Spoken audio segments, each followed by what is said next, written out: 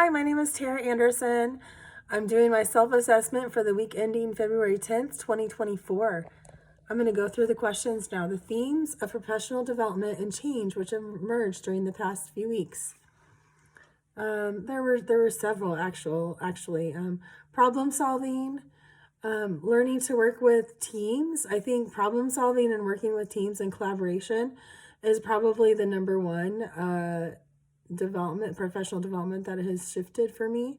I have had some clients that have had we've had to understand and work through issues. An example is a client who has been suspended from school twice, once for vaping and once for fighting.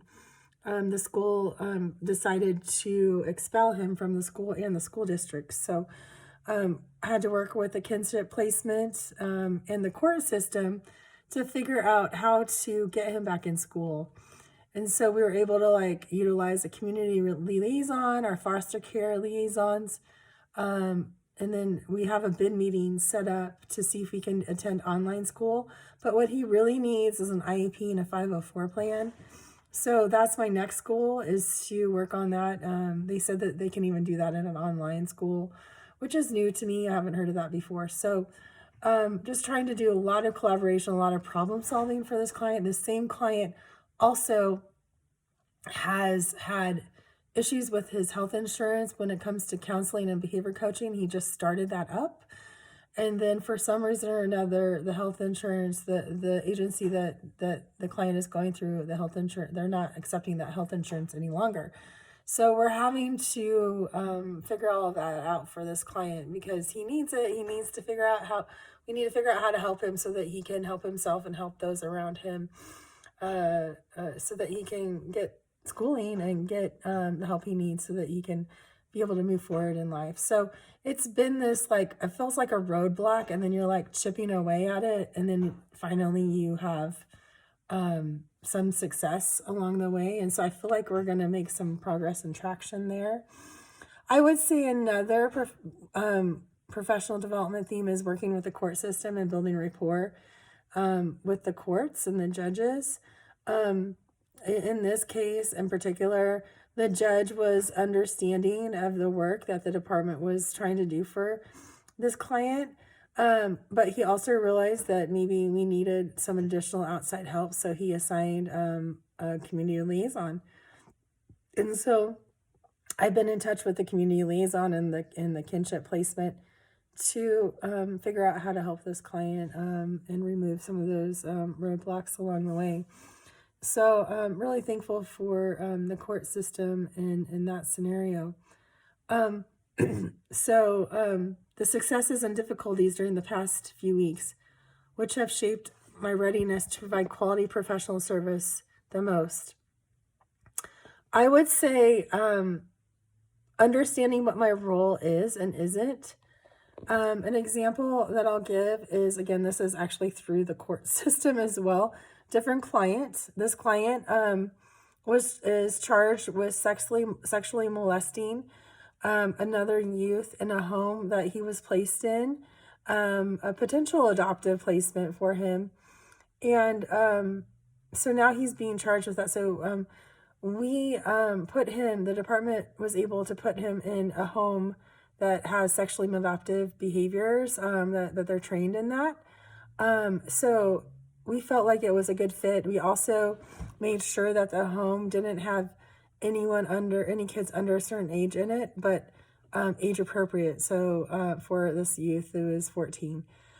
So we made sure those things were in effect. And then the probation officer also implemented a safety plan with him. So when we're in court, it's hard though when the parents are there of the victims and the probation officer, and then we have the lawyers and victims advocates all there, and so I'm learning that, as a parent, yeah, I would probably want him to be detained, and I wouldn't want him to be out hurting other kids.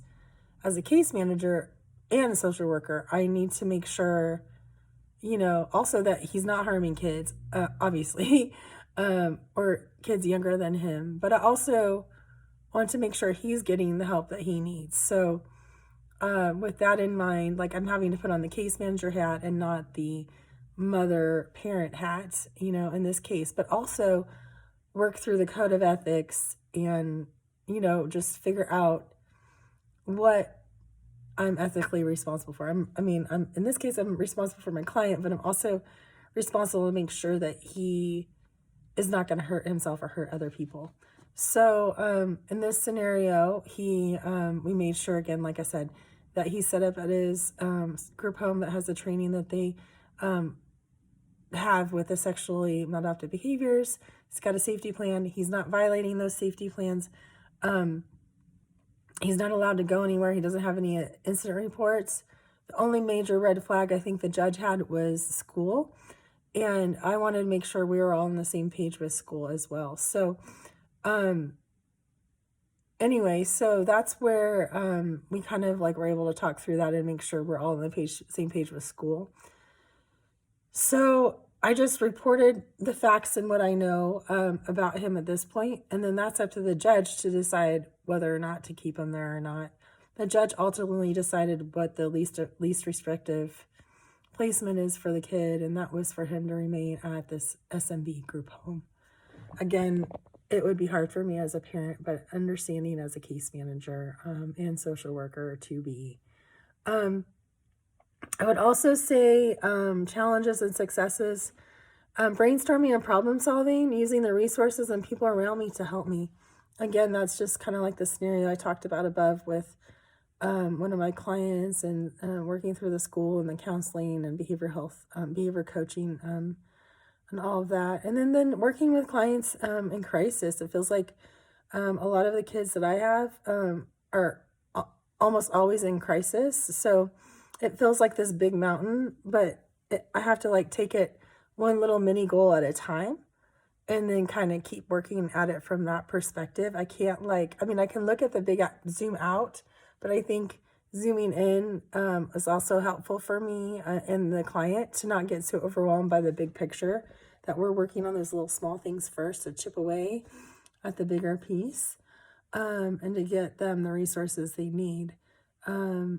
I would also say another success is working with diverse populations. I feel like all the clients that I work with are different than me. Like they're ICWA, Hispanic, Native American, Muslim, different religions, everything. So I'm having to, be sensitive to that. And, I've also had some training. We've also implemented diversity training here within the department for that. And also I took diversity class last semester. So able to learn a lot about that. So, which I think is pretty cool.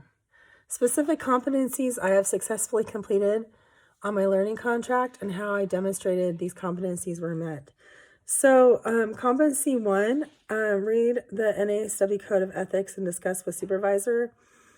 I did that mostly last semester. We don't do that as much this semester. So far, we haven't specifically talked about code, but I have brought up, I've noticed myself bringing up ethical questions with her more in a conversation. I think an example I gave was what do you think about texting a client who's 17 or 18, just checking in and see how they're doing. Some of our case managers do that. And so we kind of talked a little bit about that back and forth. I thought that was pretty cool. So again, I think competency 1, identify 3 ethical dilemmas. Again, we talked about that a lot last semester. And we continue to talk about dilemmas when they arise. Adhere to dress code policy and seek feedback guidance on a weekly basis. I think this one is one where I'm trying to focus on this semester, is asking my supervisor for feedback and my task supervisor for feedback when I'm talking to them. So I think that's a competency I want to work on in competency 1 specifically, is to ask for that feedback on a more regular basis. I continue to adhere to our policy and technology policy and I continue to reply and send emails within 24 hours, and I continue to attend my supervision meetings weekly. So I feel like that's pretty much taken care of. In competency 2, engage diversity and difference in practice. I think I have done all of these, except for I'm still working through, obviously, just trying to make sure that I'm continuing to be culturally appropriate with people and be a learner and go in as a learner and to check my own biases at the door. I think that that's a huge one for me. It's just making sure I'm checking my biases and talking about my biases with my supervisors. And that's one that I think we have to do all the time because we're constantly having to assess and we want to make sure our biases aren't getting in the way of our assessments of clients, because that can affect them and their families and their goals in life. So we want to make sure that our biases aren't getting in the way of that. So I also want to continue to work on my personal values as I'm moving forward with competency 2. So that's kind of what I think. So that's what I want to work on in competency 2 is continuing to work on my values and my self-awareness. For competency 3, I feel like this is also an ongoing one. Identify unmet needs in clients and families through child family team meetings, team decision-making meetings, staffings, and home visits. I feel like I do this like every day. I gave those 2 examples earlier, but there's a couple, that's kind of what we do every day is like problem solve and come up with resources for our clients to help them get the help they need. I also continue just to participate in meetings to help clients, like I mentioned, the school meetings and the staffings to figure out best ways to help our clients. I continue to become more knowledgeable of resources. And in our trainings, again, we had a 3-hour training this week that went over our young adult program, why data is important, and issues with behavioral health services. So continuing to be caught up on training is really key and important for everyone within the department. I continue to advocate for clients. Again, I use those examples above on how I do that on a daily basis. Competency 4, identify and research different religious and cultural backgrounds of 3 clients. So I've done this also with my supervisor. Client who's Muslim, client who is Native American, client who is LGBTQI+, kind of work through and talk through some of our policies on that, and was able to like work through any biases that I may or may not have around those tasks for competency 4.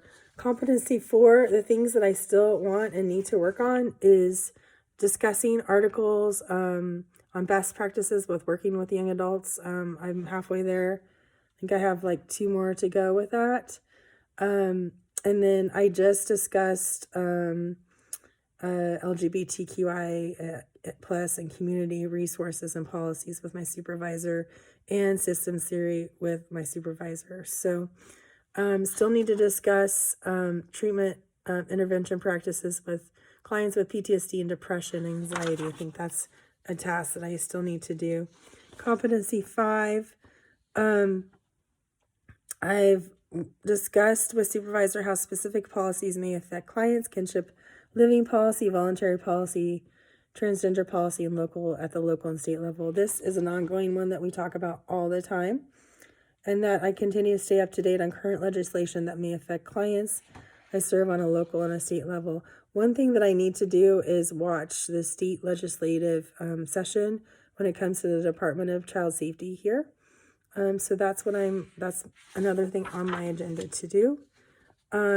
I continue to, so competency 6, I have used systems theory with 3 clients and constituents.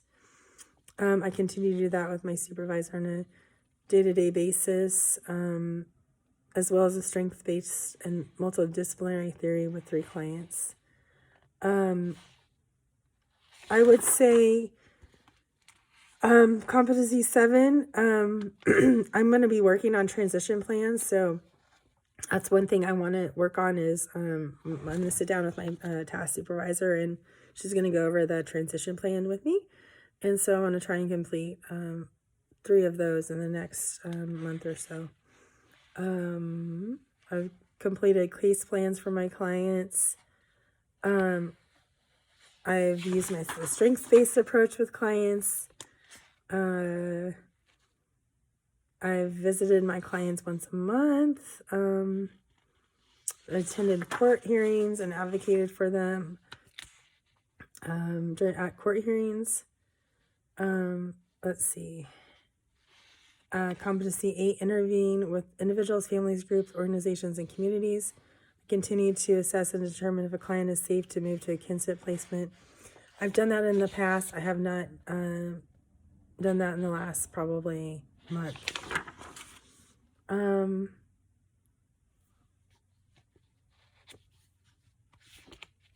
Let's see. Let me move to competency. So I've written 3 court reports, which were good. And let's see, I'm just trying to think of, I think the main things that I need to work on